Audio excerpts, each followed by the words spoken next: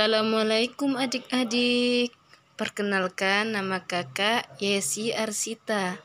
Kakak dari Universitas Islam Negeri Raden Fatah Palembang, jurusan Pendidikan Agama Islam. Nah, kali ini kakak akan membahas tentang ibadah kurban dan akikah serta hikmahnya. Silakan disimak ya adik-adik. Pengertian ibadah kurban. Ibadah kurban adalah ibadah yang diperintahkan oleh Allah Subhanahu wa taala, karena berkurban adalah salah satu bentuk pernyataan rasa syukur kita atas nikmat yang telah diberikan. Nah, adapun kurban menurut syariat adalah sesuatu yang disembelih dari binatang ternak yang berupa unta, sapi, dan kambing untuk mendekatkan diri kepada Allah, yang disembelih pada hari raya Idul Adha dan hari Tasyrik. Yang selanjutnya yaitu hukum kurban. Hukum menyembelih kurban menurut mazhab Imam Syafi'i dan jumhur ulama adalah sunnah, sedangkan menurut Imam Abu Hanifah wajib bagi yang mampu. Nah adik-adik, kurban akan menjadi wajib loh jika dua hal, yaitu yang pertama bernazar dan yang kedua menentukan. Yang selanjutnya yaitu waktu penyembelihan hewan kurban. Waktu penyembelihan hewan kurban yaitu pada hari raya Idul Adha yang bertepatan pada tanggal 10 Zulhijjah dan hari Tasyrik, yaitu tanggal 11, 12, dan 13 Zulhijjah.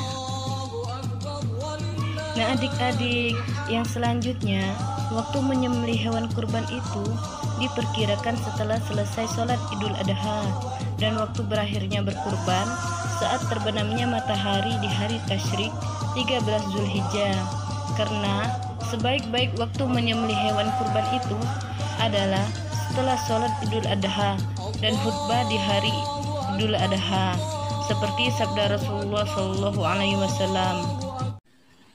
Bismillahirrahmanirrahim. Man zabaha qabla as-salati fa innama zabaha li nafsihi wa man zabaha ba'da as-salati faqad tamma nuskuhu wa asaba sunnata muslimin. Artinya, barang siapa menyembelih kurban sebelum sholat Idul Adha, maka sesungguhnya ia menyembelih untuk dirinya sendiri.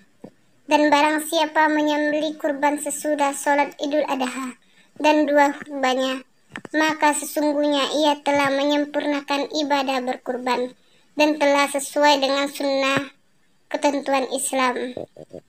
Hadis riwayat Bukhari. Nah adik-adik, yang kemudian syarat orang yang berkurban. Yang pertama, seorang muslim. Yang kedua, baligh. Yang ketiga, berakal. Berakal di sini maksudnya orang gila tidak diminta untuk melakukan kurbannya adik-adik. Yang keempat, mampu.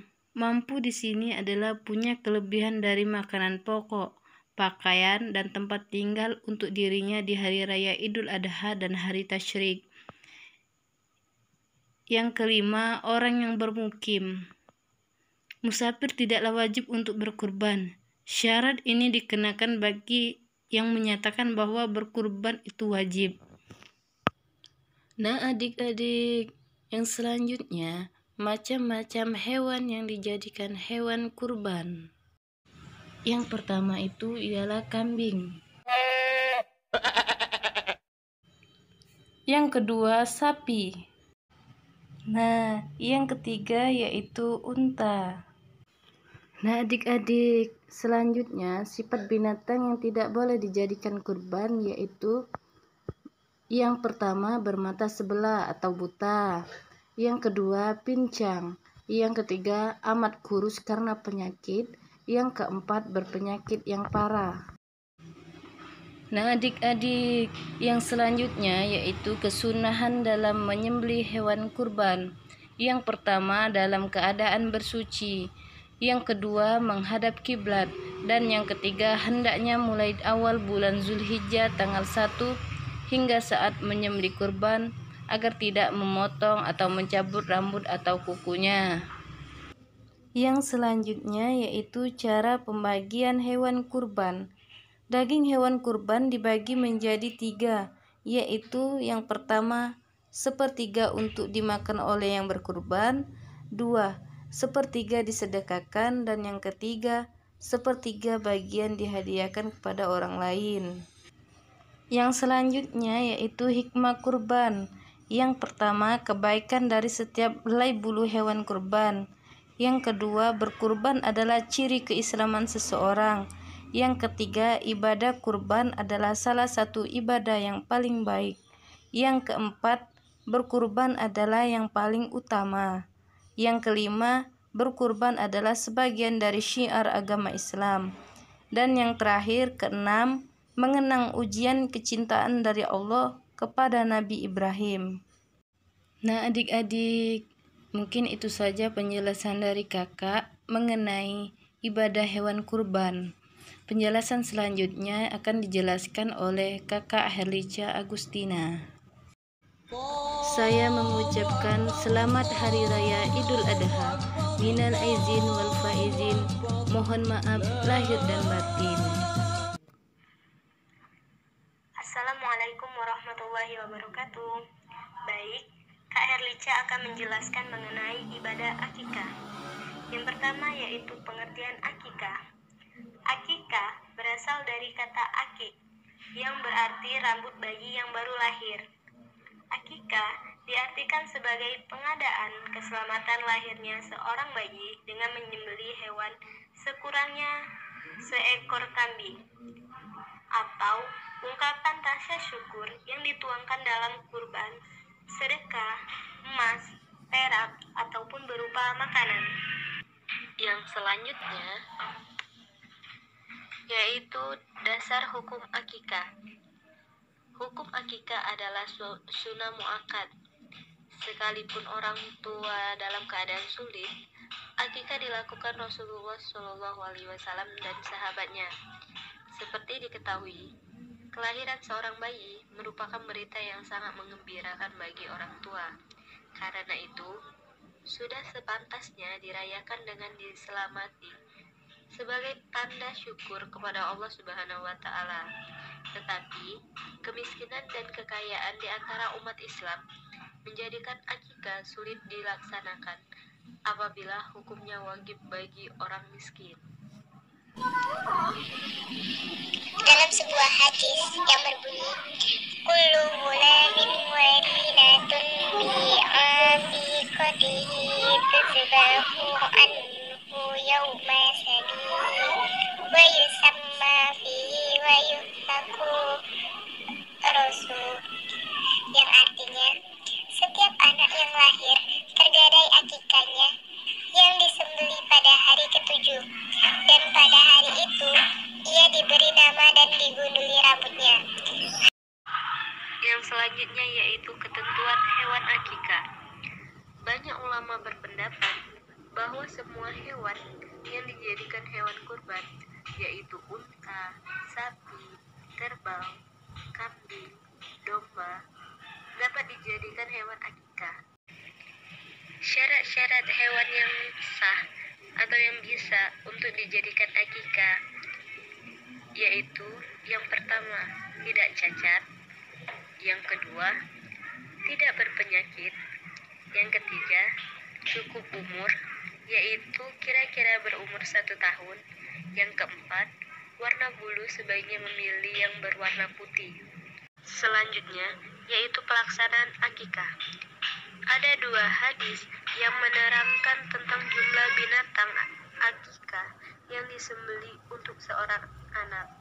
Yang pertama, dari Ibnu Abbas bahwasanya Rasulullah SAW mengakikahi untuk Hasan dan Husain dengan masing-masing 1 kambing. Hadis riwayat Abu Daud dengan riwayat yang sahih.